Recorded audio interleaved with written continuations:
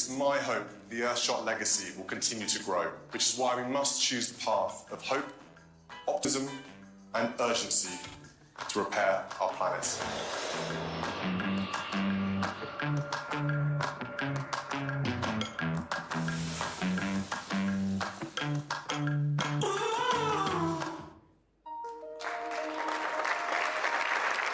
Please welcome Global Advisor to the winners of the Earthshot Prize and founder of Bloomberg Philanthropies and Bloomberg LP, Michael R. Bloomberg.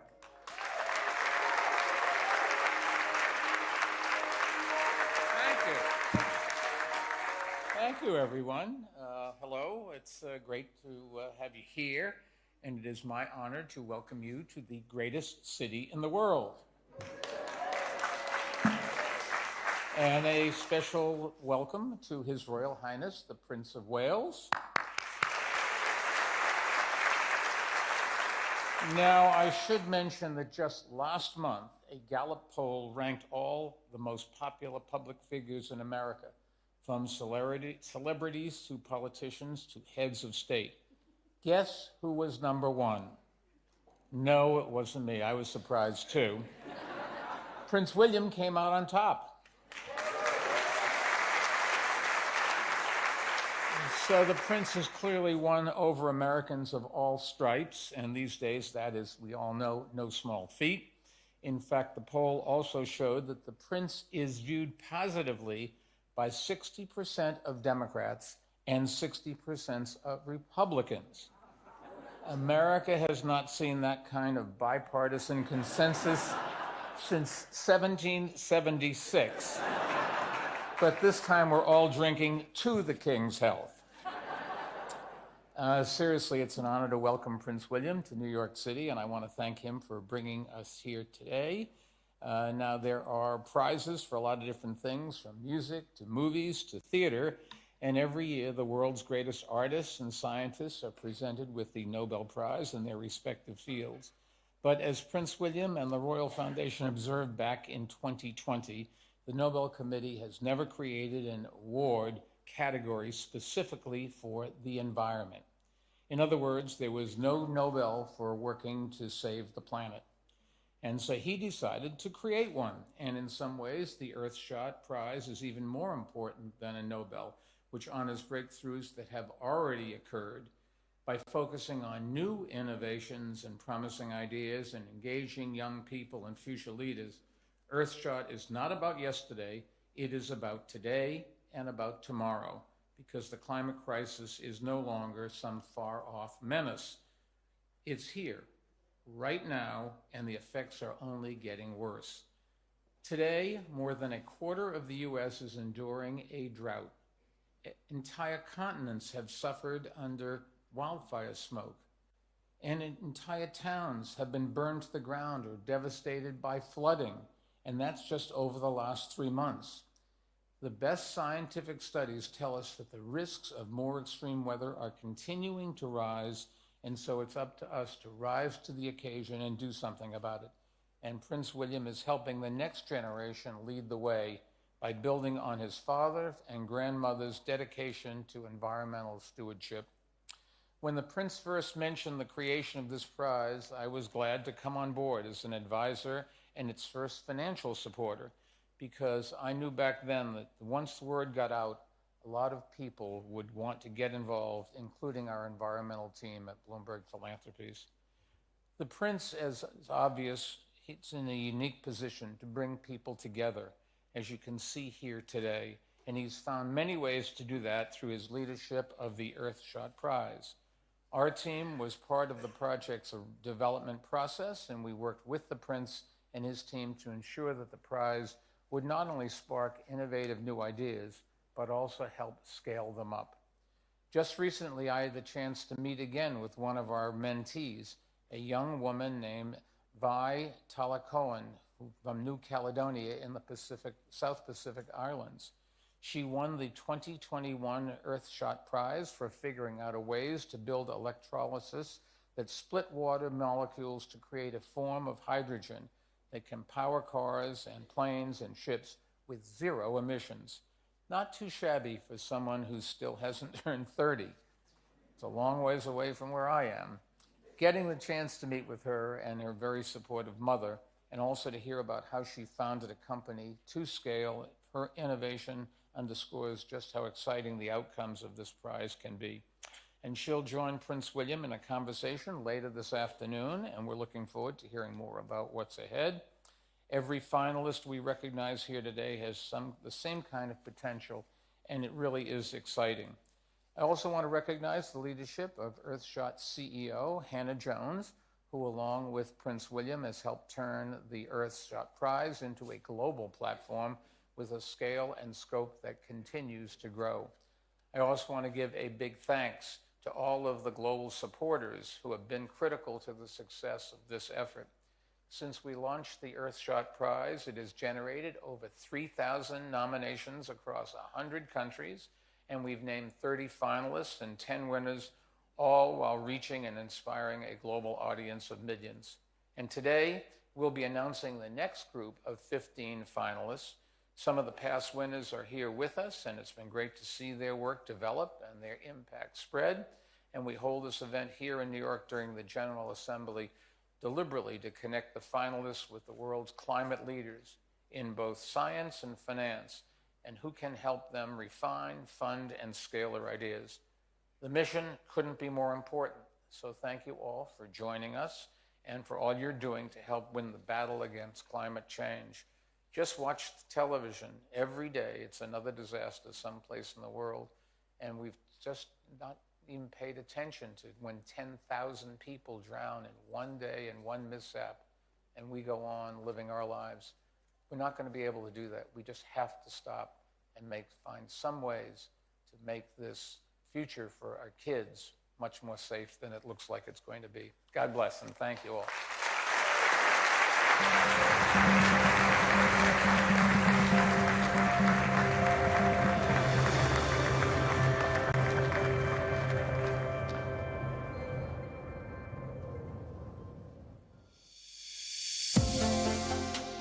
Please welcome founder and CEO of Mukuru Clean Stoves and winner of the 2022 Earthshot Prize, Charlotte Magayi, for a conversation with actress, humanitarian, and UNHCR Goodwill Ambassador, Nomzamo Mbata.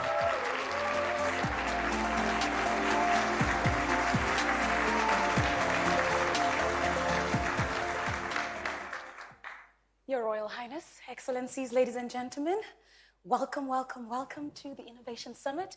It is an incredible, incredible honor to be here. Please look at the person next to you just to say, optimism above all. Did you hear that, Charlotte? I didn't hear that. Let's try that one more time. That's more like it.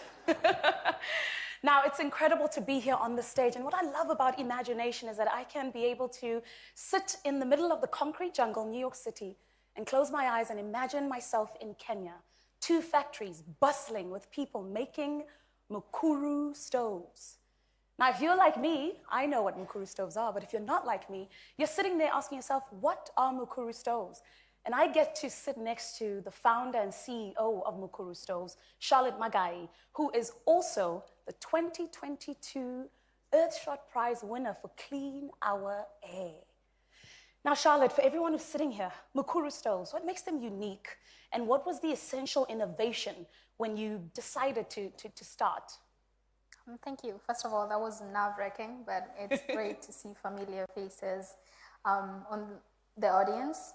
My name is Charlotte Magayi. I'm from Nairobi, Kenya, and Mukuru stoves are stoves that I made after my daughter got banned by a traditional stove. Essentially, what they do is they allow families to use less fuel, thereby reducing household air pollution and fuel consumption costs. What they have is a raised thermal efficiency, and we use recycled metal to make them, which makes them a little bit cheaper for the communities that need them. Now, a quote that I read earlier says, the best ideas are personal ones born of personal experience, ones that originated to help a few, but ended up helping many. Now, in your previous answer, you lightly touched on your own personal experience that inspired you to start Mukuru Stoves. And I wonder if you'd be able to unpack that for us and just share a little bit more on what exactly happened and what the solution to that was. Thank you. So I'm 30 now, but when I was 10, I lost both my parents. And at 16, I became pregnant. So I dropped out of school. I got a job selling charcoal, and we used that coupled by a traditional stove. When my daughter was around 2 years, I was cooking and there was an accident. She got very severe burns. And that is what sparked my interest to provide better cooking technologies for my community. Initially, I just wanted to provide a more stable stove to reduce, the cases of burns in children under the age of 5. But then while doing research on that, I found out that wasn't even the biggest problem. People were really battling with respiratory tract illnesses, high cost of fuel. So then I designed a stove that would solve all 3 problems. And then we work with local women business owners. So because they're the ones who use the stoves and understand the need, they distribute our stoves and they earn a 10% commission on it. Wow, so there's a sense of ownership. Talk about economic development through women empowerment. Now, so much of the Earthshot Prize is around scaling and growth. Can you be able to just let us know in terms of the personal and key milestones that you have seen for yourself, but also for Mukuru Stoves through the partnership with Earthshot Prize? I mean, so many exciting numbers to throw at you, but one that's very exciting for me was when we won the Earthshot Prize a year ago, we had sold about 250,000 stoves. Last week, this week, yesterday, we reached 400,000 households with our clean cook stoves. But then that's not the only thing that's happened. Something to clap about. It's a big number.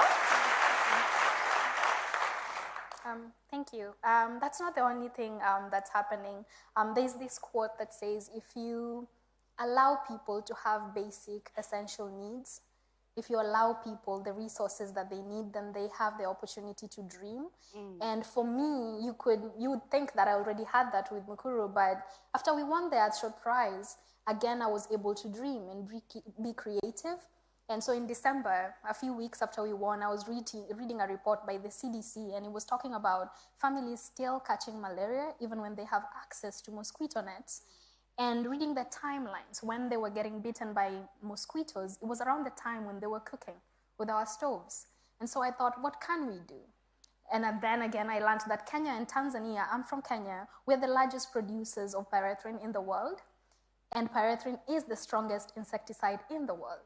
So then I decided I was going to infuse that into our briquettes. So when you burn it, it turns your home into a mosquito repellent zone, and it allows for protection for 12 hours. And one of the Earthshot partners just decided to give us some more money. They're funding us to be able to do more research and bring this product to more households. So thank you so much, Jodiare.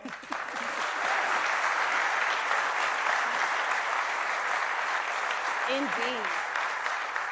Of course, this forms part of the leg of Mukuru Foundation. Can you tell us about Mukuru Foundation and the research and development that's going to be going into the fight against one of the most deadliest diseases in the world today, malaria?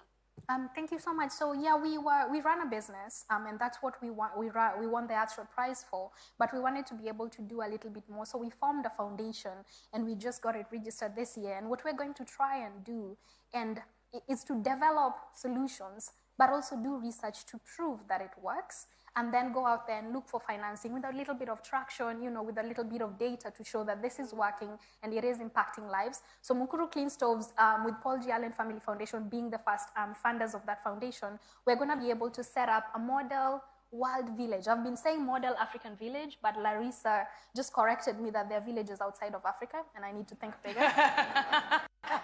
So we're setting up a model African village, and we're going to be testing our solutions within these households to ensure that we are saying that it reduces maybe household air pollution or it fights malaria in a specific hut in Kenya. We need to be able to prove that it can do the same thing in Nigeria or another country in Oceania. So that is what we're doing with the foundation, and hopefully we can keep coming up with new solutions to impact more lives. And we don't want it to just stop at Mukuru, because now we have a big platform. We have a really big opportunity to be able to, get more resources, get more partners. So we're going to allow our team and more people to be able to dream, to be able to prove that their dreams are valid, and then get the support that they need to be able to scale it. And you are a testament of a value valid, valid dream. I could sit here and listen to this woman speak the entire morning, but I will get kicked off the stage. Now, millions of children continue to breathe in toxic air, and this is why the Earthshot Prize is so essential to funding, scaling, growth. Without further ado, these are the finalists for the 2023 Earthshot Prize, Clean Our Air, as our incredible Charlotte hands over. Thank you so much. Thank you.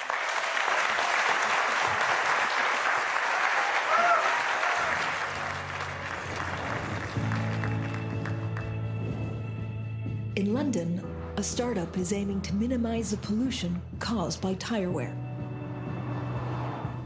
As they degrade, tires fill our air with harmful particulates. But Enzo are producing tires which reduce damaging air pollutants by around 35%. A social advocacy group is fighting for better air quality across Polish cities. Traditional coal fires are the main source of urban pollution. But by raising awareness and campaigning for clean air legislation, Polish Smog Alert are advocating for a cleaner future. In China and Hong Kong, innovators are revolutionizing lithium-ion battery production and recycling. The water-based technology of GRST's green battery helps to get cleaner modes of transport on the road, reducing air pollution. By investing in solutions like these, clean air and healthier lives are within reach for many of us.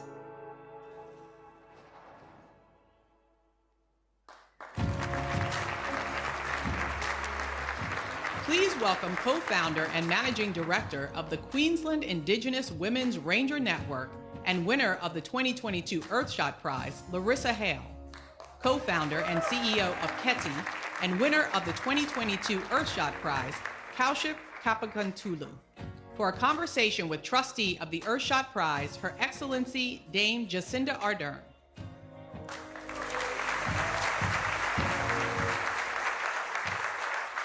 Good afternoon, everyone. In the 12 months since I last joined Mike in the 2021 cohort of finalists here in New York, I've suddenly found myself with a little more time on my hands and had the privilege of becoming an Earthshot Prize trustee. I'm thrilled, though, to now be sitting with two of last year's winners, Larissa Hale, winner of Revive Our Oceans, and Kaushik Kapagantulu, who won the Protect and Restore Nature Prize. Larissa, I'm going to start with you, which I know you're thrilled about. Yes. You founded the Queensland Indigenous Women's Ranger Network with the goal of empowering Indigenous women with leadership roles to take care of their lands. I want to start with a simple question, though. What prompted you to start on this incredible journey? I've been a ranger now for roughly 16 years. And when I first started our program, I was the only Indigenous female ranger coordinator for Queensland. I was also the youngest woman in the room, and sitting in that room where there was all non-Indigenous men talking about Indigenous land and sea management, it didn't feel right. But there was definitely a gap. You know, for women, we have a very big role to play in our communities and on our country, and it is our responsibility to look after country. So we started with me, and then I lobbied the government and worked with them to try and grow the program. And in 2018, we had 26 ladies come to the table, and we discussed what we needed to do to encourage more women. And it came down to empowerment, creating opportunities, more training. And now I have 165 ladies that I work with. Which is incredible.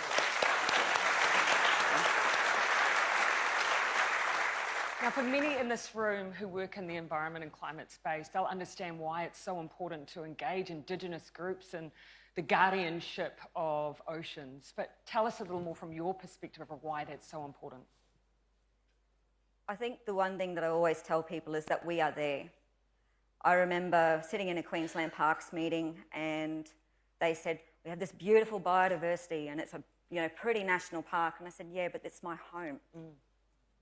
My ancestors were here. My mother's here, and she still works as a ranger. I'm here, and we're going to be here for generations to come. We've been observing our land and sea country for generations. So we need to work together. We need to work with Western science and traditional science to be able to make everything come together with a better picture on how we should be looking after land and sea country. Brilliant.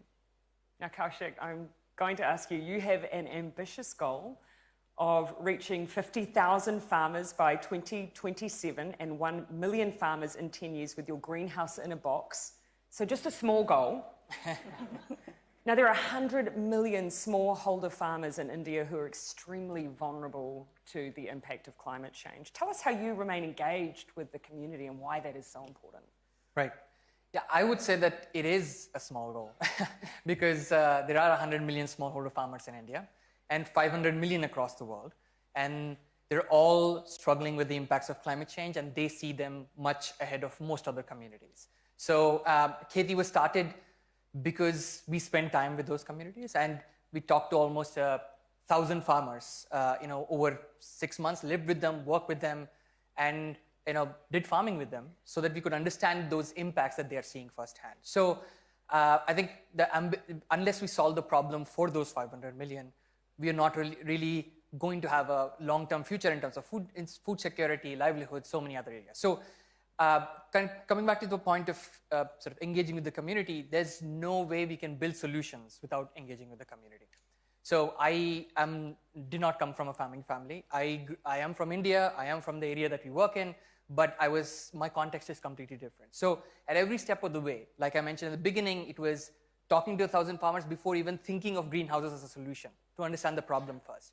Then at every step of the solution, our greenhouse was designed in collaboration with farmers. So in our latest version of the greenhouse, more than 2,000 farmers had inputs where they co-designed the greenhouse with us. And that's the reason it works for them right now. Even now, as we scale up, we work with community-led organizations, women farmer groups, to not only design the program, but think about how do we scale this. Because when you're building a solution for a community, if you are solution first, the solution will fail, it will not scale. But if you are user first, if you're community first, and you involve them in every part of the decision making, that's when we can actually achieve that ambitious goal of not only a million, but the big vision is that every smallholder farmer on this planet has access to climate smart technologies and doesn't worry about the future because of climate change.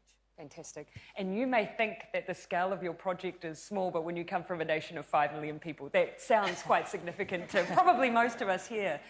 But tell us a little bit about the potential here. I mean, one of Earthshot's big driving principles is that idea of urgency, but also optimism. Give us a little bit of hope. Tell us about the potential impact of your project on farmers' lives, livelihoods, and also their environment. Right. Yeah, so when we started out, the situation seemed pretty bleak. Like you mentioned, smallholder farmers work hard all year round, but they have absolutely no control over their incomes because of external risks, heat, rain, pests, hail, which all wipe out their already meager incomes. So our solution, which didn't come overnight, we spent 5 years designing it, working with the community, does 3 kinds of impacts. One is it doubles farmers' incomes. It helps them grow more yields all through the year, and then use that to double. And on average, our farmers today, many of our farmers are tripling their incomes, but doubling incomes is a goal that we set ourselves on. But incomes is our first level. It protects those incomes for long-term climate resilience by protecting it from heat, rain, pests, and hail. And finally, it makes smallholder agriculture sustainable by using 1/50th the water when compared to traditional cultivation and much lesser fertilizer and pesticide. So that creates really long-term impact, not really short-term impact, but really a pathway out of poverty and a resilience for the long term for these families. Today, we work with about 4,000 families, out of 90% of which came in the last 12 months, a lot of it after we won the Earthshot Prize. And clearly, we have a line of sight towards reaching 100,000 farmers in the next 5 years. Incredible. And you can see a common theme between our winners so far, this idea of economic empowerment at the same time as finding sustainable and climate-friendly solutions. Larissa, I'm going to come back to you with a final call to action. What would your message be to potential partners around supporting how they can support you, your project, and the solutions that we're seeing developed here? That's a hard one. When I've spoken to people, I've asked them to actually hear what we're talking about. and it's about the people, it's about the community. It's a community-led project. I don't have a product that we sell. It is honestly about human-centric, holistic approach to looking after land and sea country. So my biggest thing would be walk the country. If you have the opportunity to go and work with First Nations people, definitely go, introduce yourself and walk the country with them, and you'll understand why everything is so important. You know, it's our heart, it's our home. And when I talk about country, country is me. You know, it is part of our being. So what we always talk about at home is healthy country, healthy people, healthy country. We need both. Fantastic. So, Larissa, consider that an invitation to everyone in this room.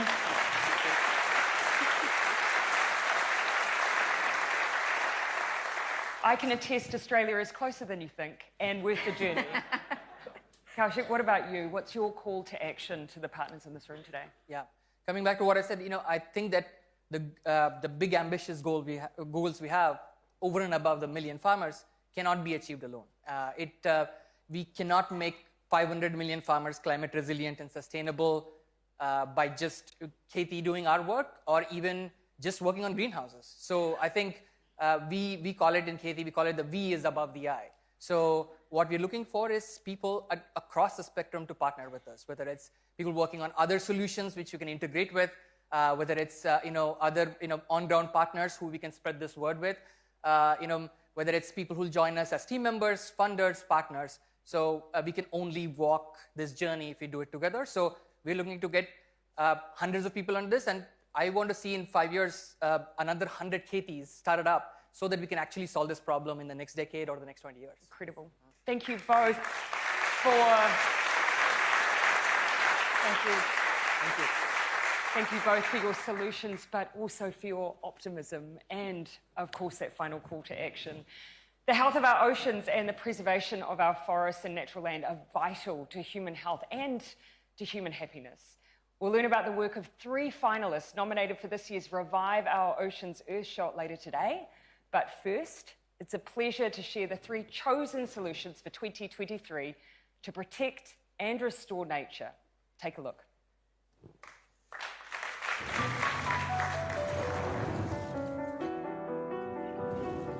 In Peru, Acción Andina works with indigenous communities in the high Andes to restore lost forests.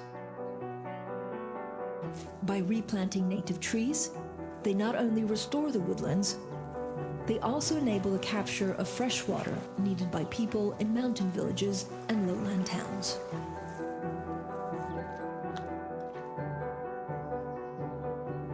Belterra partners with small and medium-sized farms in Brazil to transform degraded land into productive agroforestry.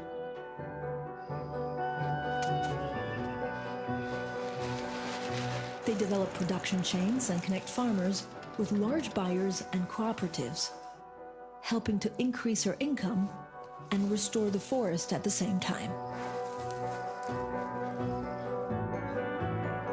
Freetown in Sierra Leone has experienced rapid deforestation due to urban expansion, increasing the risk of landslides and flooding. To counter this, the city has declared Freetown a tree town and works with the local community to reforest the landscape, restore the degraded coastline, and create green jobs. Nature-based solutions often lose out to climate change technologies. But for a sustainable future, we must invest in both equally.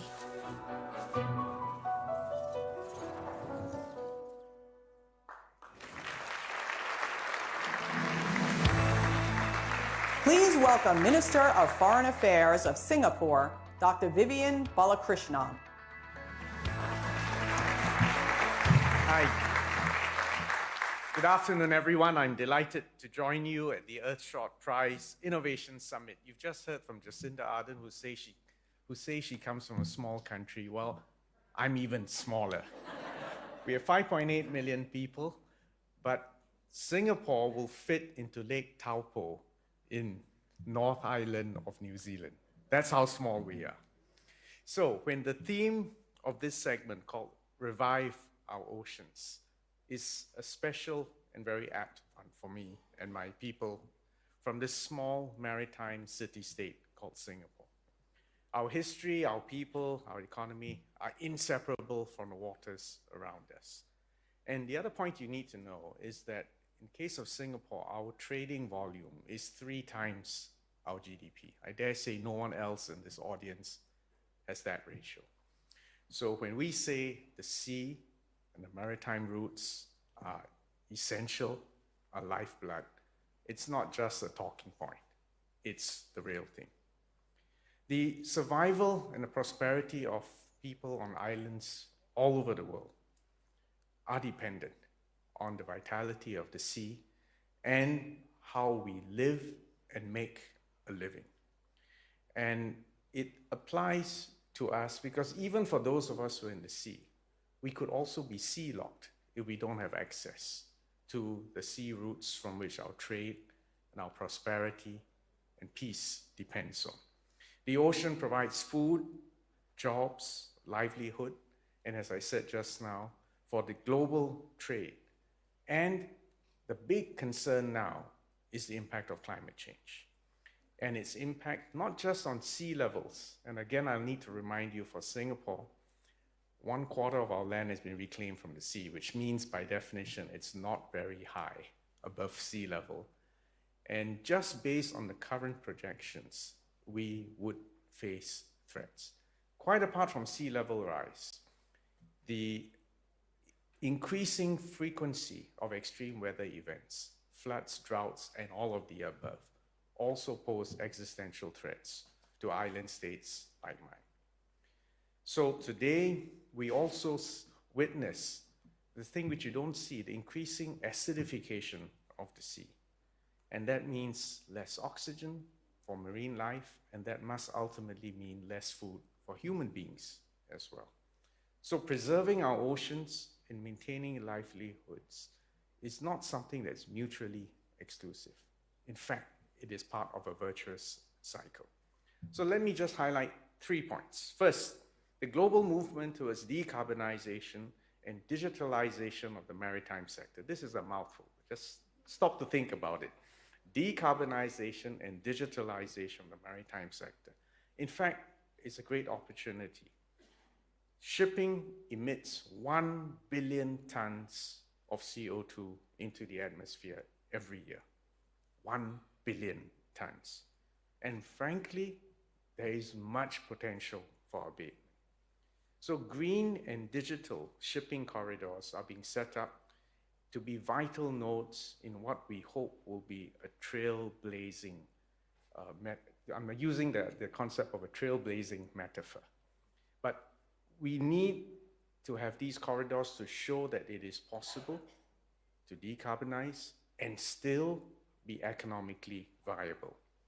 One such corridor that is being established is between the Maritime Port Authority of Singapore and the Port of Los Angeles and the Port of Long Beach, which was established in April 2023 as part of what we call the Green Shipping Challenge that was launched by both the US and Norway last year. Besides supporting the transition to lower and hopefully zero emission fuels by ships, these green and digitally empowered shipping corridors will spur growth opportunities for businesses as they look for opportunities to pilot and to scale low emission technologies for maritime port operations and for transoceanic shipping. The second point I want to make is related to international law. The conservation and the sustainable use of our oceans must be conducted under the aegis of international law, and in particular for us, the United Nations Convention of the Law of the Sea is paramount. It is, in our view, the ultimate legal framework within which all activities in the oceans and seas must be carried out. Recently, we achieved a new treaty in what we use the acronym BBNJ, which stands for Biodiversity Beyond National Jurisdiction. This is an agreement under the aegis of UNCLOS, which is a major step forward in the governance of the global commons. It is a historic agreement. It creates rules for the sustainable use of resources in the high seas, the deep sea beds, in the areas beyond national jurisdiction. It recognizes the common heritage of mankind and that these resources belong to everyone. And we are looking for fair and equitable use and also of these resources, but without damaging the oceans and being fair to future generations. I'm proud that a fellow Singaporean, Ambassador Rina Lee, served as the president of the Intergovernmental Conference that was able to bring the whole world to land at this new treaty. And mind you, given the state of the world that we are confronting today, to be able to arrive at consensus and to arrive at a treaty is a significant achievement. This is also a reaffirmation of the relevance of the United Nations and of multilateralism, and a reminder that now more than ever before, we need a rules-based international order, one that is fair to all countries, big or small, and one that is also fair to the current and future generations of mankind. So I'm glad that I will be one of the early signatories for the BBNJ agreement. I hope to sign it tomorrow, and I want to encourage all of you to put pressure on your own politicians to sign on to the BBNJ as well, not just for the sake of an agreement, but for what it represents. Third, my third and final point is that every country has a role to play. Singapore may be small, but we're doing our part for ocean conservation and for green shipping. Besides setting up these green shipping corridors, we're also sharing our development experience and extending technical assistance to fellow developing countries. Singapore is a proud member of SIDS, Small Island Developing States. And sometimes we have to seek safety in numbers and by rafting our futures together. So the Singapore Cooperation Program has conducted over 60 ocean-related courses with more than 1,200 participants from 120 countries, intergovernmental organizations, and we will continue to pour resources, bandwidth, and attention into this effort. So let me conclude. There must be collective commitment and a firm resolve at all levels amongst the public, the private, and the civic sector to work together to achieve a more resilient and sustainable and fairer tomorrow. We look forward to hosting the Earthshot Prize Awards on the 7th of November 2023, and I hope I'll see many of you in Singapore shortly. Thank you all very much. I wish you all the very best.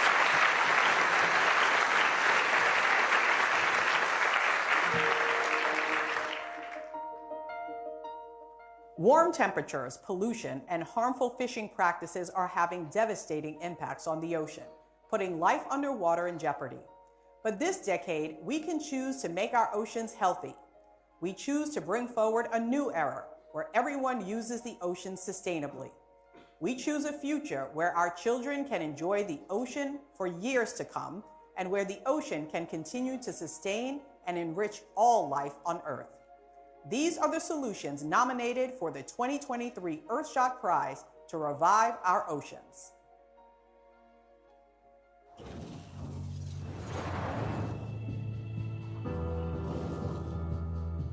Pressure on global fish supplies has increased in recent decades. In South Africa, Abalobi has co-designed mobile technology that positions traditional fishers as stewards of the ocean. An app aids collection of fisheries data and connects fishers directly to the marketplace, disincentivizing overcatch and illegal fishing, protecting at-risk species. Based in the Philippines is Coastal 500, a global network of mayors and leaders who advocate for small-scale fishers and protection for coastal habitats. When they join, members of the network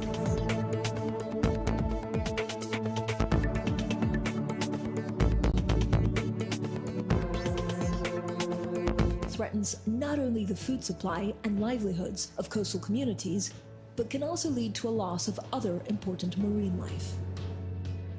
In the US, Ecuador, and across the world, Wild Aid strives to deter illegal fishing and increase local support for marine conservation efforts. How our seas are managed is crucial to a healthy planet. These solutions all need support to keep our oceans as a sustainable resource.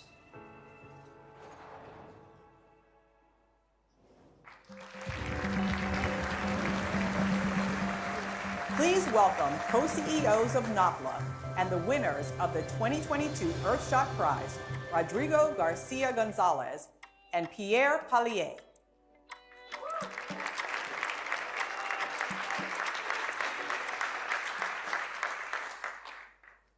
So thank you so much for having us. We are the co-founders of NAPLA. We're based in London. It's nice to see a few other fellow Londoners like our mayor. And we are here because we actually use a lot of this plastic, especially single-use plastic. It's everywhere. It's so commonplace. And actually, unfortunately, too often, it ends up in our oceans. And the problem is that this material is indestructible. It was invented by humans for having really good properties, but it just stays there for hundreds of years, breaking down into microplastics. And by 2050, we're going to have more plastic than fish in our oceans. So I'm Pierre. I started my career in plastics. I was working as a packaging engineer, making tens of millions of those types of like single-use plastic items. And unfortunately, knowing that like these were ending up nowhere, I realized that I was not being part of the solution. And I'm Rodrigo, originally from Spain. I started my career as an architect, and I was quite fascinated with waste. And I tried to use this waste to make buildings initially. I didn't succeed. I used it as well to try to make toys, but we decided when we met in London to try to tackle this problem from the roots, like try to think how nature does this. And if you think on a coconut, how a coconut transport water is amazing, right? It's not only water, it's coconut water, it's delicious. It doesn't generate waste, and the most beautiful part of it is that if you throw it away, the coconut, a new coconut tree will grow. Even if you could do that with a plastic bottle. If you throw a plastic bottle, and a plastic bottle tree will grow. We didn't want the Earthshot because of that, but maybe, you know, but we created this. We call it O because was the name that people give it when they see it for the first time. They make that sound, like, oh. And basically, it's a membrane made out of seaweed that can contain water or any type of liquids. Pierre holds oranges, right? It's literally edible, so it's packaging you can eat. Cheers. It's a membrane because nature uses membranes to contain any type of liquids. It's the most efficient way. And it's not a technology that we invented. It's a technology had been there for many years in the 1930s to make things like fake caviar. And we just use it to make packaging. We scale it up, and it's made out of seaweed. And we discovered along this journey how amazing seaweed is. First of all, seaweed grows without requiring any fresh water, any fertilizers. So compared to agriculture, humans can't really mess around with this system. It just grows on its own. And incredibly, like when it grows, it actually kind of like revives the oceans. It's really great for bringing fish. It can be farmed with aquaculture very easily, providing livelihood for people on the coastline. And importantly, like it's so abundant. Some of the seaweed that we use grow up to 1 meter per day. So it's the fastest growing organism on this planet. And what's amazing is that seaweed has been around for about 1 billion years. So nature really knows what to do at end of life. So it means that if it ends up in nature, and inevitably a lot of our waste does, it never creates a long-lasting waste. So it really never creates the chance for plastic to create all of these problems. Unfortunately, plastic and bioplastics really create those kind of forever waste. How we started in a student hall in London. We were buying products and inviting friends for dinner. We still have this tradition around. We were able to get some fundraising through 900 people who put from 10 pounds to a few thousands to start to build machinery. And with this machinery, we were able to start to make this product at scale and to start to use it in different type of situations. It works quite well for short-term consumption and small volumes. So we have used it in places like the London Marathon, where we replaced it, a full water station for 46,000 runners with edible packaging. And it was really impactful to see the station before and after in comparison with any plastic station.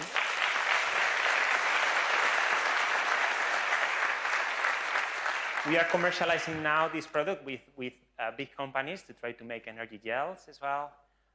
We have cocktails. It's a fun way as well of drinking. Sauces as well is a product that is really hard to recycle, the small sachets. We believe that there's a big impact there as well. But we always try to think, like, if this was a fruit, for example, in case of olive oil, it will be quite helpful if you can kind of like use it as a pipette, or if toothpaste was a fruit, it will be great if it's a little blueberry, so you can take a few of them for your weekend. So we always try to think not as how packaging nowadays package things as plastic, but as if nature will package some type of content, how they will do it. And we realized along the way that there were so many places where there is hidden plastic. Typically for food on the go, you might see this container that it looks like it's made from cardboard, but it's never just cardboard. Cardboard doesn't hold greasy, moist food, so you need a thin layer of plastic on the inside. So we realized that we could use the seaweed to make that coating so that the whole product is natural, biodegradable, recyclable, without needing this thin layer of plastic. Now, thanks to also the support from the Earthshot Prize, we've really scaled up. We are available in 9 countries in Europe, and we're starting to kind of like have millions of those kind of like products that are replacing plastic every day. And it's kind of amazing because we've managed to work with partners to retrofit the industry of plastic to use seaweed instead, so that we don't have to build new factories. We can just use the existing factories that transform like solvents and kind of like plastic materials and just feed our material, which means that we can really quickly scale up in lots of different places.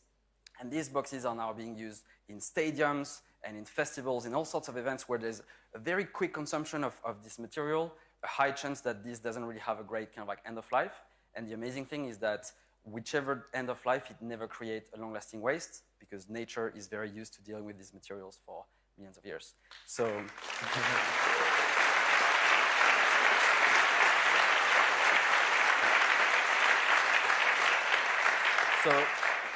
since winning the Earthshot Prize, it's been amazing to see more and more of those like event organizers, stadiums that are kind of like keen to work with us. We've had a little bit of help on the business development side. So thank you very much. But it's really amazing to see that we can make those moments of consumption part of like the narrative about how we switch away from plastic and bring people on the journey. Now we are quite excited to expand our category of products. We are trying to retrofit existing packaging machinery with seaweed, with our materials for different applications, especially for these small volumes that doesn't have any type of chances of being recycled. And sometimes we have a twist. So for example, in this case, the package has salt, so you don't need to put salt on your pasta, or in this case, it's coffee with sugar on the membrane. So if you want your coffee with sugar, you solubilize it. If you want it without sugar, you take it out.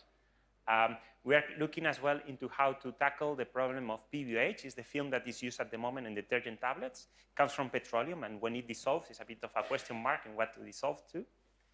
But we are always trying to see if we can add some value to these films, and in what type of occasions it will make sense. Sometimes we can make it that solubilized, sometimes that doesn't, depending on the application. And we use the transparent part of the seaweed, so you might be wondering what's happening with the rest. Well, we found a way to be more circular by actually turning this into a paper, so that we can actually use the entirety of the seaweed and create packaging with it. So that's some of the other innovations that we're working on. We've also been developing recently like a rigid material, which could develop things like cutlery, so that we can actually expand the possibilities with seaweed material. And it's only the beginning. We're scratching the surface. Last year, we replaced about 2.5 million single-use plastic. This year, we are like on course to like double that. And thanks to the Earthshot Prize, there's a lot of opportunities coming up. We're a big team of 70 people across chemistry, engineering, design, biz dev. So it's really a team effort. And we're looking for investors and partners to really kind of like fund the next phase so that we can bring this to the US, for example. So thank you very much. We're really excited to be part of this journey with you.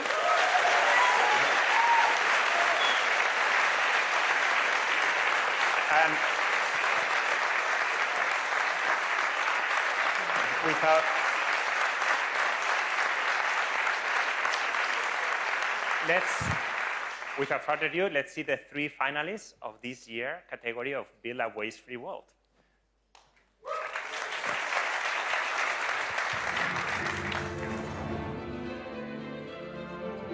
has declared that it stands ready to deepen its cooperation with the UN Security Council to silence the guns on the African continent and to achieve peace and stability and development.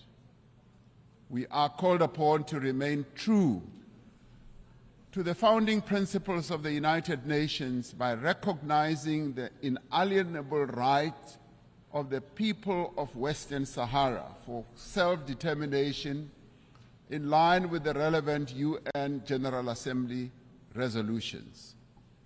We must work for peace in the Middle East for as long as the land of the Palestinians remains occupied, for as long as their rights are ignored and their dignity is denied, such peace will remain elusive.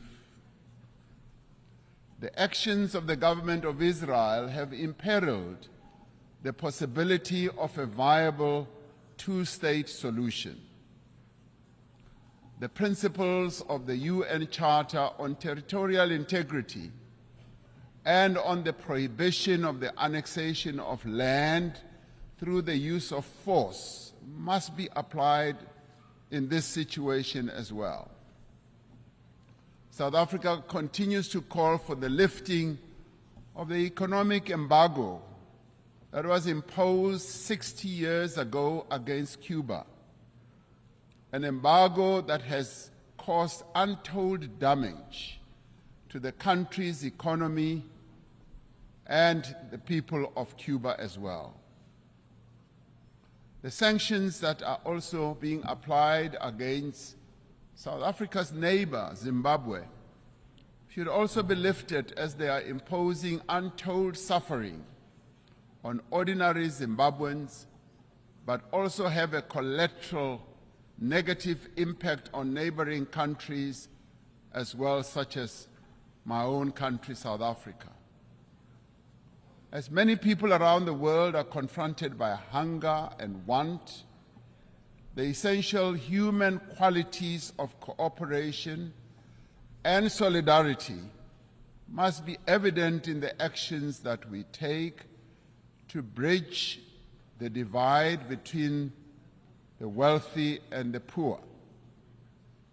We must summon the necessary will and resolve to regain the momentum towards the achievement of the 2030 Agenda. This means that we must address the fundamental developmental challenges that have long characterized as well our unequal world. To address the developmental challenges that face many people in the world, we are required to focus on targeted investment, on technology transfer,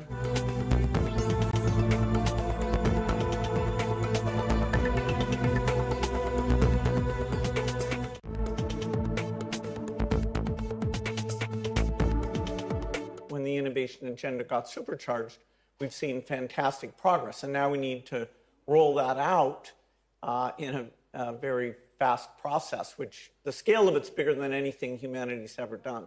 Well, and I wonder if we should feel good about the level of investing, because obviously you have invested personally billions and through your organization, Breakthrough Energy, but also climate tech has hit record levels. Climate tech investing has hit record levels recently. Is it enough? Well, we can always use more upstream investment, but certainly in the financial environment we were in until a year ago, the rise from 2015, where it was somewhat out of fashion because there had been a lot of losses, the rise until a year ago was pretty gigantic. And, Breakthrough Energy has 100 companies. There's several hundred other really good companies. And so I didn't expect in some of the toughest areas like steel and cement and agriculture to see there are solutions that will, once their technology is rolled out, scaled up, and matures, get to this magic green premium of zero, where you can go to the middle-income countries that are 60% of emissions and say to them, hey, you have to make steel a new way, but that steel will not be more expensive. Likewise for cement or beef or dairy. In 2015, when this got kicked off in Paris, we didn't know how successful the innovation would be. And it's been far more successful than I expected. So, we need to fund these projects. We need to get them scaled up. But, innovation is delivering very well. So one of the organizations Breakthrough backs is, of course, 4401, not 4401. It's 4401, according to the scientists. Talk to us, Talal, about your carbon removal solution, because this is a massively hard problem, and especially storage is a really hard problem. What makes your technology different? Absolutely. Thank you, Emily. So we eliminate CO2. That's what we do. And we do that by a process called mineralization. So we have a rock on this planet called peridotite, typically found 40 kilometers in the subsurface. However, it's been pushed up to the surface in certain places around the world. And peridotite's quite special because it's really reactive with carbon dioxide. So when it comes in contact with CO2, it actually mineralizes it. And you can see these white veins over here in the rock. Just pass it over to you if you want to have a closer look. So this is a natural process. And what we are doing with our technology is we are speeding up this natural process by about 100,000 times. So rather than it taking decades in nature, we're speeding it up to months. Now, because we're converting it into a rock, this is considered the gold standard of carbon storage. So it means that you don't need to monitor, you don't need to insure it, and it gives carbon credit buyers certainty that the CO2 is converted into rock. They never have to worry about it again. So it's there forever. It is there forever. Bill, why is carbon removal so important, and why do you think 4401's technology in particular is scalable? Well, the temperature rise is proportional to how much greenhouse gas is sitting in the atmosphere. And if you don't do what 4101 does, it stays there for literally thousands of years. It also acidifies the ocean, so it's very bad. And so the only way you go back in time to lower parts per million is by having carbon removal technologies. There's companies like Climeworks, which for a little over $500 a ton, they're up in Iceland at a modest scale doing this work. And so the goal is to get that cost per ton down. They've been the gold standard because they also mineralize. And now we have, carbon engineering, which Occidental just bought. We've got other approaches. Getting down to $100 to $50, it makes a huge difference because it's expensive. If you're going to do 10 billion tons at $100, that's $1 trillion a year, which is 8 times all foreign aid.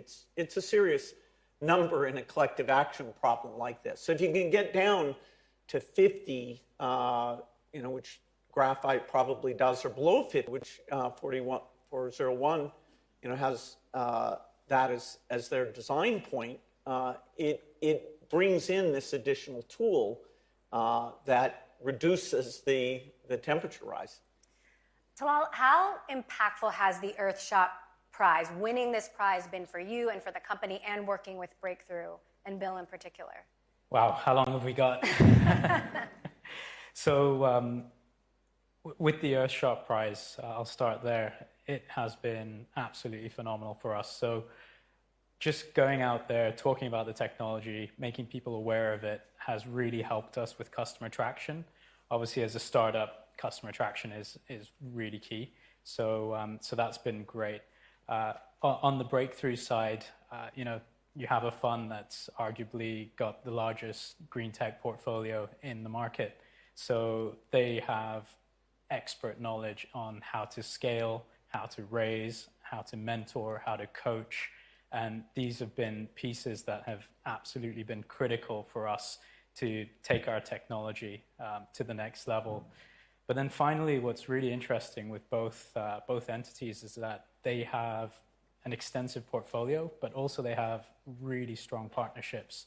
And we've been able to leverage those partnerships to help us scale the technology.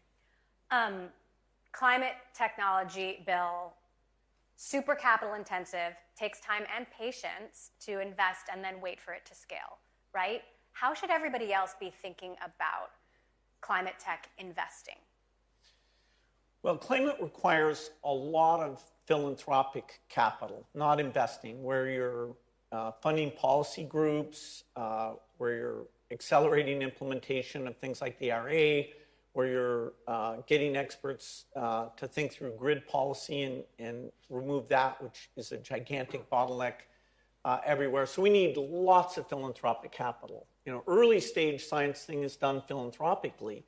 Then if it reaches a certain stage, then it becomes venture investing. High risk investing, but those portfolios, you know, today look like they're going to be quite successful. So we need more of both of those things.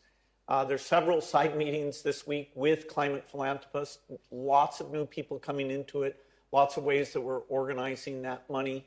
And so Breakthrough Energy is very proud of the fact that because we have such a strong technical team, we're able to validate these investments. And so for every dollar we put in, there's usually $4 or $5 from other investors who, you know, we enjoy partnering with because they bring local knowledge or contacts and things that can help these companies go global.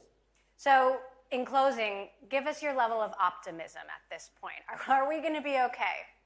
Well, there's a lot of climate exaggeration, you know, that climate is not the end of the planet. So the planet's going to be fine. We're not going to completely reverse development. So, you know, when we went from 10 million kids dying per year in the year 2000 down to 5 million, we're not going to reverse that. It's going to slow down our progress. And so things like climate adaptation, which doesn't get hardly any visibility, that's become very important for the poorer countries. And yes, it is a burden on them, a significant burden on them that, you know, it's not, they didn't create the problem, we created the problem. So this is all numbers. You know, will we hit 1.5 degrees? No. Will we hit 3 degrees? No. We'll be below, we'll be in that range. The lower, the better. And the, you know, the sense of progress, it's important for people to see that emissions in many areas have come down, and at least at the lab level, we have economic solutions for every kind of emission. All right, well, that's comforting-ish, I think. Bill and Talal, thank you so much. We're going to meet the 3 finalists nominated for this year's prize right now. Follow me.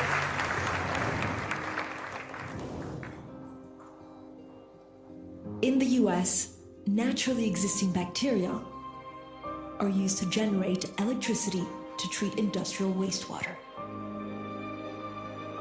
Aquacycle technology helps industries transition into sustainable water management, whilst claiming a 50% reduction in greenhouse gas emissions in this area compared to existing technologies.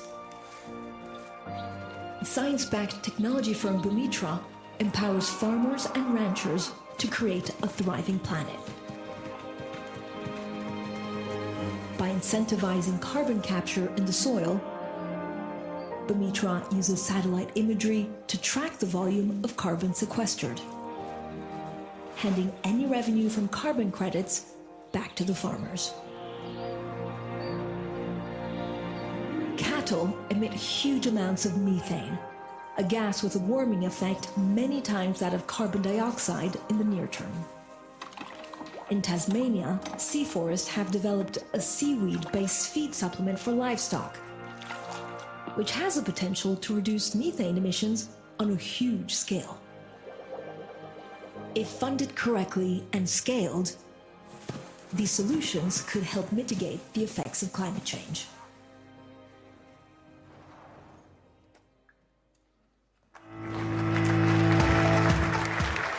Please welcome the Director General of the World Trade Organization, Dr. Ngozi Okonjo-Iweala.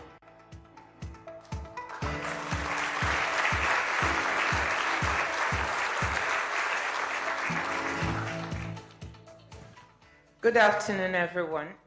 Before I go to my main task for today, I just wanted to say I saw a segment on illegal fishing, and this is a big problem. and our oceans are 50% overfished. I just wanted to let you know that at the WTO, our members have negotiated an agreement to do away with $22 billion that subsidize harmful subsidies that lead to illegal, unreported, and unregulated fishing.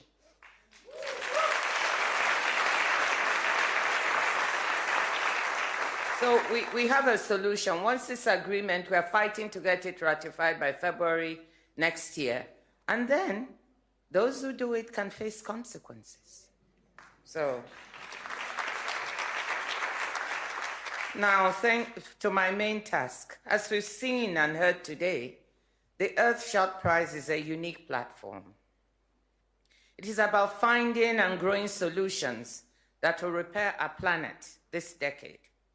It is about making moonshots, both of the literal and metaphorical kind, possible. The team who bring this prize to life wake up every day with a burning passion to support the leaders working to create a better world. As a member of the Earthshot Prize Council, I add my heartfelt thanks to them, Mike Bloomberg, and the nominators who highlight the work of these passionate and bold individuals demanding action. In the 3 short years since its founding, the Earthshot Prize finalists and winners have taken great leaps with their solutions, and they're already delivering on their potential, and I'm so proud. At latest count, the 2021 cohort have protected or restored 2 million hectares of ocean, reduced, avoided, or sequestered 3,000 tons of CO2, the equivalent of burning 39 million pounds of coal, protected or restored 7,000 hectares of land, the equivalent of 20 central parks, and removed, upcycled, or avoided over 40,000 tons of waste. If you're counting, that's the equivalent of 195 Statue of Liberties. And something that I'm especially proud of is how many of the finalists and winners are from Africa, home of the world's most acute sustainable development challenges, but also the biggest sustainable development opportunities. Earthshot is more than a prize. It's a movement. It's a forum for impact. And Excellencies, ladies and gentlemen, it is now my pleasure and honor to ask you to join me in welcoming the President and founder of Earthshot, His Royal Highness Prince William, joined in conversation by the co-founder of ENAPTA, the 2021 Earthshot Prize winner of To Fix Our Climate, Vatea Cohen. Thank you.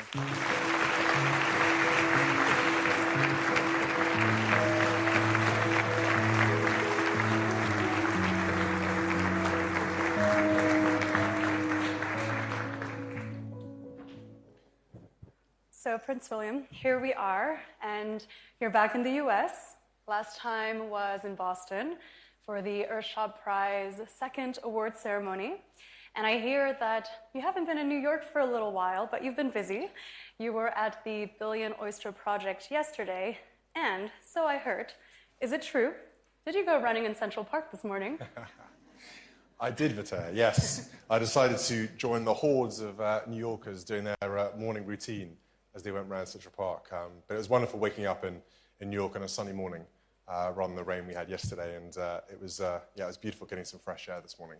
But it's been wonderful being back. It's been, I think 2014 was the last time I was here in New York.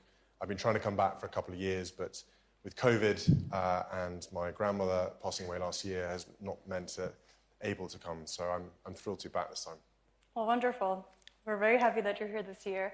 And before we get started, I know you don't really do these fireside chats so often, so I hope you're ready for some tough questions. Definitely. You're going to grill me, Vatea. So we just heard Dr. Ngozi share that you founded the Earthshot Prize with the goal of searching for and scaling extraordinary solutions. Just like the work of 2022 winners that we've just heard about today and met, like Charlotte, Larissa, Talal, and the prize is now in its 3rd year, and it is known globally. So I'd love for you to take us back to the start. Tell us, how did it all start, and what was the inspiration? It was a very sweaty process, Vater, over many years. But I think, to start back at the very beginning, I think it came about from a desire to see more change and to highlight wonderful people doing incredible things, as we've all seen today, across the world. I'm very lucky that I get to meet a lot of people in different circumstances, and I kept being shown these amazing things that were happening, but I just felt the impact from them wasn't being achieved, or the potential wasn't there when it could be. So I was thinking, how do we elevate? How do we scale this up? How do we allow more people to see this? And so a prize came out of sort of thinking. And it took us 18 months to 2 years to design the prize. We went through a number of other iterations where we were kind of like, do we go this way? Do we go that way?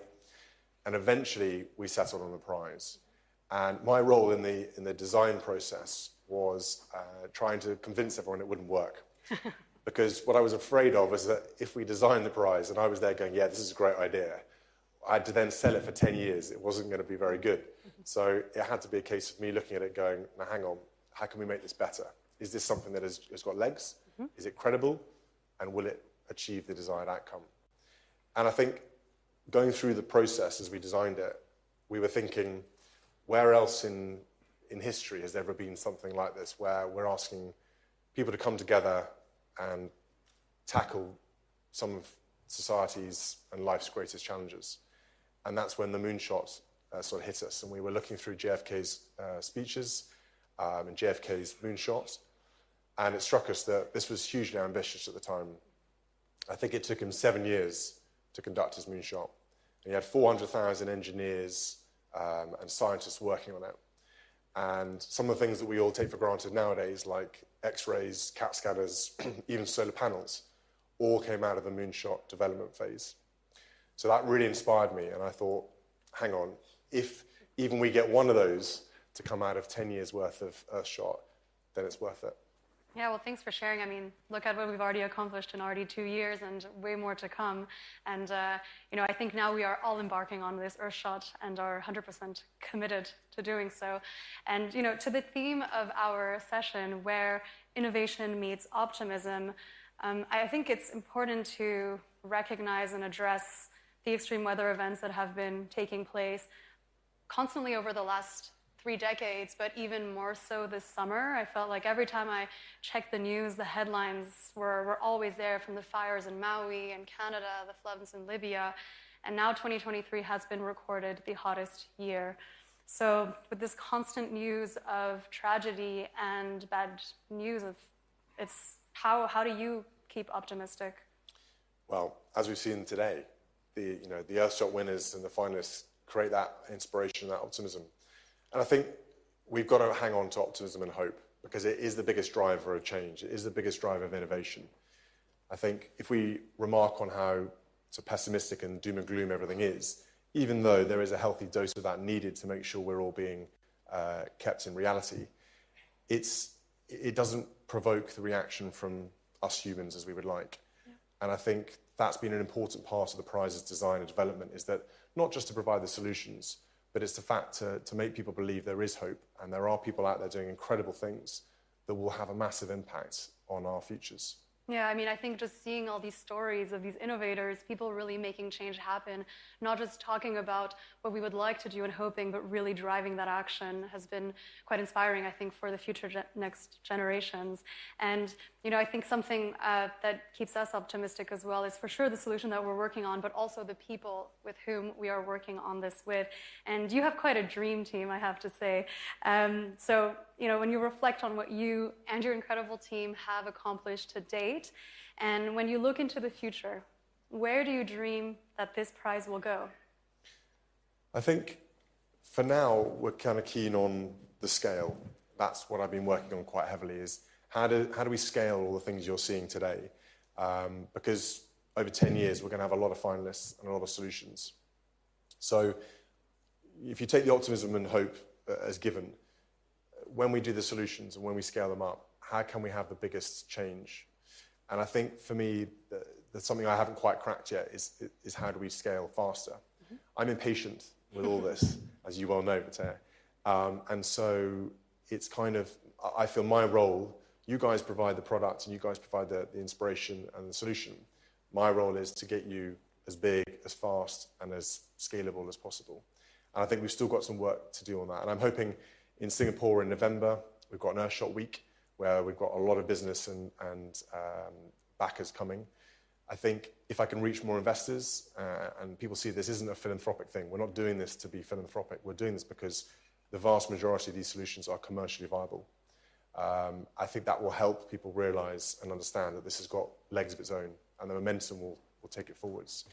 Because I think, 10 years down the line, this is the decade of change we've talked about. And 10 years down the line, when we look back, I want to make sure that we've found the right solutions, we've found the right people, but we're also maximizing their impact. And I think, I'm already starting to think about after 10 years, what happens? And many people are already asking me that question. And I'll need a few brains in this room to help me work out what we do next. But it's, I'm really pleased with the team and how we've achieved the first 3 years. It's gone better than I hoped, but there's still a lot of work to do. Yeah, I think it's, we can see already the achievements coming through. And, when I think about what happens at the end of this decade and when I see all the work that's already been done and the categories that we're really addressing, I think, you're part of this generational movement that is providing a livable future for our children and grandchildren. I do want to come back to the scaling question later, but we'll keep that one for now and first talk about global collaboration because we've seen today that the Earthshot Prize finalists are coming from all over the world. We've seen today from Australia, India, Oman, and Kenya. So this is a truly worldwide cohort that you're bringing together. So in your own words, why do you believe that global collaboration is important to reach your mission? So I'm a big believer in a big team. I don't think any solutions in the world can ever be achieved by yourself. And one of my roles has always been to build coalitions, to build relationships, build teams. And this is no different. I'm building an enormous team of brilliant people and letting them crack on and do the work that needs to be done. So I think that's really important to kind of have the dynamism, the innovation, and the drive that you all have, and you've demonstrated in your ways. And all we're doing is providing you with a leg up to become a household name and to have the visibility to the right people. But as an example, I think for everyone here, one of the things that comes out of this is that on a collaboration level that wasn't intended but is happening is Costa Rica won in 2021. They completely off their own backs because they take this very seriously and they take pride in the environment. They reached out to another finalist called Restore, which is effectively a data company that monitors carbon sinks amongst other things. And together, they're monitoring 5,000 reforestation projects in Costa Rica. So it's the first public, effectively independent public verifier of national policy on forestation. And they'll hold them to that account, they'll have the data, and they'll drive that forwards. And so these collaborations are happening without us even trying. And that's the kind of thing over the next few years. We want to see more and more of that going. But again, these things only can happen with the support of the wider society around them. Yeah, absolutely. I don't know if you know about this, but we are talking about an Earthshot village, right, where we can bring all of our solutions together. So I think it's all coming together. I think it's time for the scaling question because we won't reach all of our targets and actually realize this ambition that we have if we don't have exponential growth and if we don't actually get these solutions to scale. And so we've heard this topic quite mentioned oftentimes today, and even by yourself. So I'm wondering, how can people here today get behind these solutions, and what does scaling these products and solutions, for example, like Takachar, one of the winners from 2021, what does that mean to scale those solutions? So Takachar, for anyone who doesn't know, is they won in 2021, a fantastic Indian designer who created effectively a mobile furnace, if you like, that can be transported around farms in India. He was trying to develop and tackle the smog and the pollution from when they burn their crops in Delhi. And it's effectively cuts out 98% of smoke pollution, and the offcuts and the offshoots of, or the waste from the farm go into the furnace and are burnt into fertilizer, rather than being burnt into the atmosphere in a fire. So the farmers can then reclaim, reuse, and sell on effectively their fertilizer. He reckons with scale that he can reduce 1 billion tons of CO2. Get my stats right. So it's really important that we can get these things to scale because they can have huge impact. And we're just seeing the tip of the iceberg here. I mean, the Nopla guys did a brilliant presentation. And we regularly get them to come up and talk about it because they're a good double act. But they also present a wonderful project and a vision for what scaling really looks like. And I think that's what gives us all hope and inspiration and optimism, that you guys have this journey and we're here to facilitate and promote your journey to achieving greater things.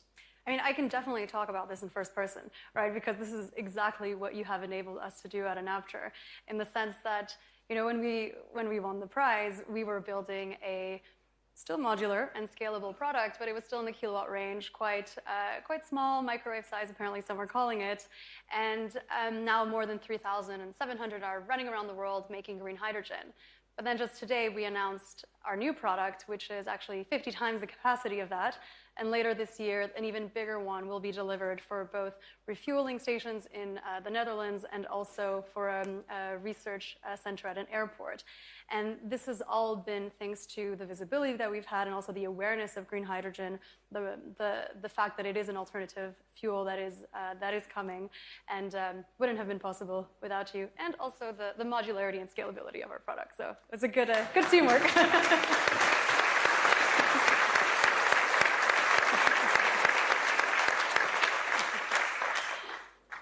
That's what we're talking about. There we go. That's the scaling right there, Vitea. So, you know, we've heard about how unique the Earthshot Prize is, and also something else worth mentioning that we haven't yet talked about is actually the fellowship experience, right? We've seen the work of the next 15 cohorts, super exciting, and 5 of them will receive £1 million in prize this year in Singapore. But all of them do get support and are mentored by the Earthshot Prize community.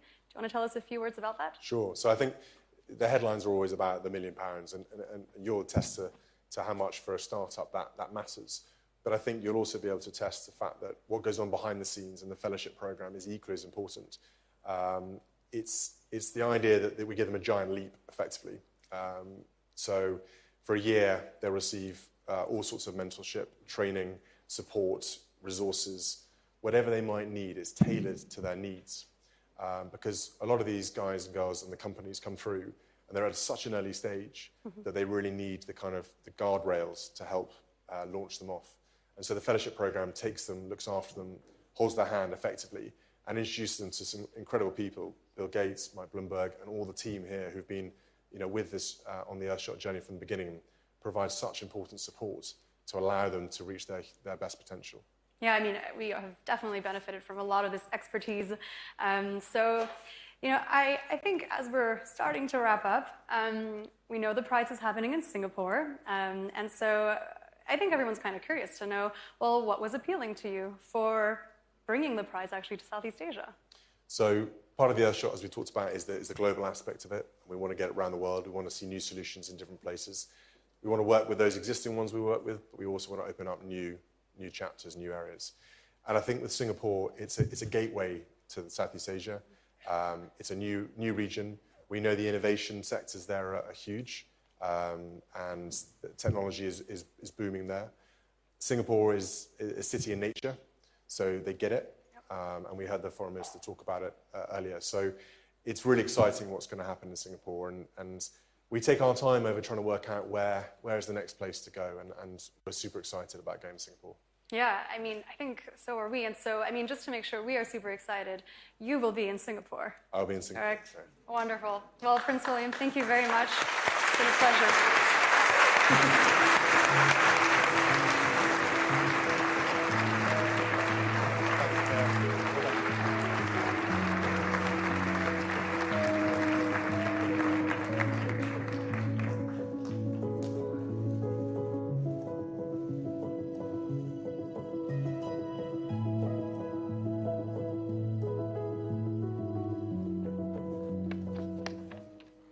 Well, thank you all again. Over the past several months, there's been no shortage of reasons to despair about the climate crisis, but over the past several hours, I think we've been given some profound reasons for hope.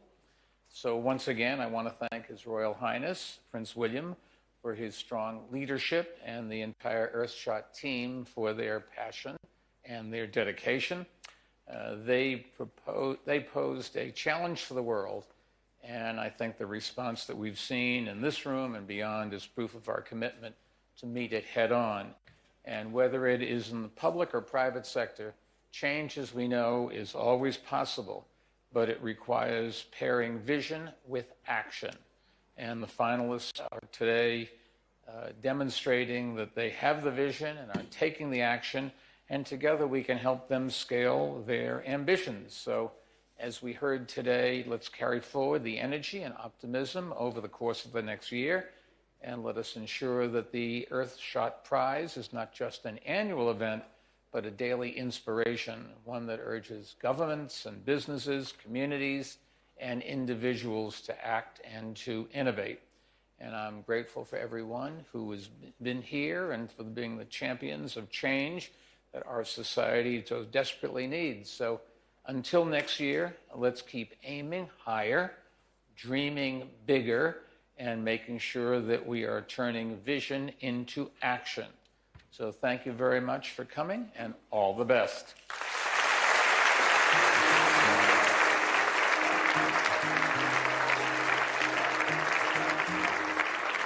Thank you for coming to the Earthshot Prize Innovation Summit. Please proceed to the breakout sessions.